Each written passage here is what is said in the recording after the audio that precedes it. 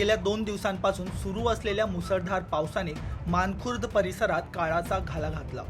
रविवारी रात्री 8:30च्या सुमारास मानखुर्दमधील धोकादायक घोषित करण्यात आलेल्या 3 मजली चाळीचा मोठा भाग अचानक कोसळला आणि क्षणात आनंदी घरावर दुःखाचा डोंगर कोसळला। या भीषण दुर्घटनेत 6 लहान मुलं, एका महिलेसह एकूण 8 जणांचा मृत्यू झाला आहे। मृतांमध्ये एकाच कुटुंबातील 5 मुलांचा समावेश असून शेजारच्या घरातील एका मुलाचाही ढिगाऱ्याखाली गाडून मृत्यू झाला। या घटनेनं संपूर्ण मुंबई हादरली आहे।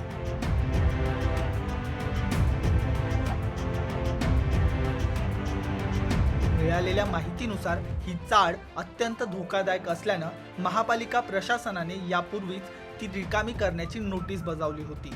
त्यानुसार संबंधित कुटुंब रविवारी घरातील सामान आवरत होते, मात्र त्याच वेळी अचानक चाळीचा मोठा भाग कोसळला आणि अनेक जण ढिगाऱ्याखाली अडकले। घटनेची माहिती मिळताच अग्निशमन दल, मुंबई महानगरपालिका, पोलीस आणि आपत्ती व्यवस्थापन विभागाची पथके तातडीनं घटनास्थळी दाखल झाली। जेसीबी आणि अन्य यंत्रसामग्रीच्या मदतीने ढिगारा हटवण्याचं काम युद्ध पातळीवर सुरू करण्यात आलं। ढिगाऱ्याखाली आणखी काही जण अडकल्याची शक्यता लक्षात घेऊन शोध आणि बचाव कार्य सुरू आहे। दरम्यान या दुर्घटनेनंतर राजकीय आरोप प्रत्यारोपांनाही सुरुवात झाली आहे। ठाकरे गटाच्या नेत्या आणि मुंबईच्या माजी महापौर किशोरी पेडणेकर यांनी या दुर्घटनेसाठी महापालिका प्रशासनाला जबाबदार धरत तीव्र टीका केली आहे।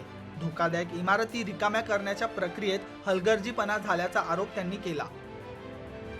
3 माळे चढवले होते, कम्प्लिटली इलिगल होतं आणि त्याच्यामध्ये गोडाऊन होतं आणि ते गोडाऊनमध्ये भरलेलं पूर्ण ते माळे जे आहेत ते त्या बाजूच्या घरावरती पडले आणि त्याच्यामध्ये पूर्ण कुटुंब राहत होतं।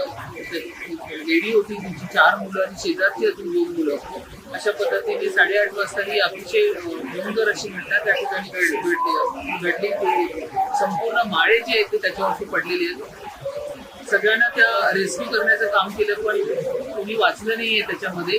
मी शताब्दी हॉस्पिटलमध्ये आलेले आहे।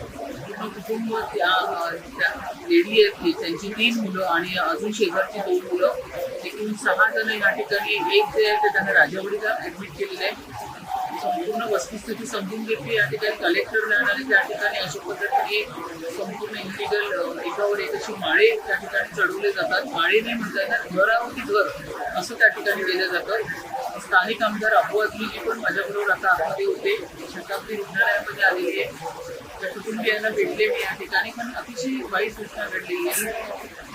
वारंवार कलेक्टर लाईन असल्यामुळे वारंवार त्यांना नोटीस दिली जाते, ते तोडलं जातं, पण पुन्हा ती लोक 10-15 दिवसांनी ती घरं बनवतात। अशी या पद्धतीची मानपूरमध्ये परिस्थिती आहे। फार कोरमध्ये आतमध्ये मानपूरमध्ये मी स्वतः संघटनेचं काम करते, मी गेलेले आहे। फार भयंकर परिस्थिती आतमध्ये, लोक ऐकत नाहीत, पुन्हा घर बनवतात, पुन्हा नोटीस दिली जाते। त्या ठिकाणचे काही कॉन्ट्रॅक्टर असतात किंवा तिकडचे काही असे लोकल लोक असतात, त्यांच्या मदतीने अशी घरं बनवली जातात। पण अशा पद्धतीने घरं बनवून आज जे झालं हे फार वाईट घटना झालेली आहे आणि कुटुंबाला माझ्या मिस्टरांना त्या ठिकाणी भेटले, पण त्यांची परिस्थिती फार वाईट आहे आणि त्यांची तब्येत पण त्या ठिकाणी खराब झालेली आहे। सध्या बचाव कार्य सुरू असून मृतांचा आकडा वाढण्याची भीती व्यक्त केली जात आहे। या दुर्घटनेमुळे धोकादायक इमारतींमधील रहिवाशांच्या सुरक्षिततेचा प्रश्न पुन्हा एकदा ऐरणीवर आला आहे।